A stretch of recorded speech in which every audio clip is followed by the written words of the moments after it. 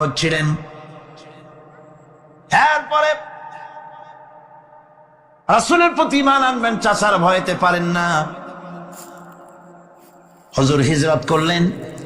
আব্দুল্লাহ তার নাম ছিল, আব্দুল উজ্জা।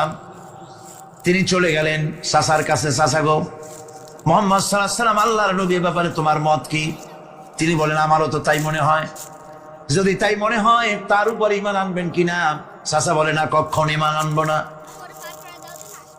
ভাতিজা বলতেছেন, চাচাজি, বছরের পর বছর ধরে অপেক্ষা করতেছিলাম, আমি আপনার অধীনে আছি বলে ইসলাম কবুল করতে পারি নাই। আমার ইচ্ছা ছিল আপনি আগে করবেন, তারপরে আপনাকে দেখা দেখি আমি করব। কিন্তু আপনি যখন ইসলাম কবুল করলেন না, আর করবেন না বলে যখন ঘোষণা দিলেন, আপনাকে উপস্থিত রেখে আমি ঘোষণা দিলাম, লা ইলাহা ইল্লাল্লাহ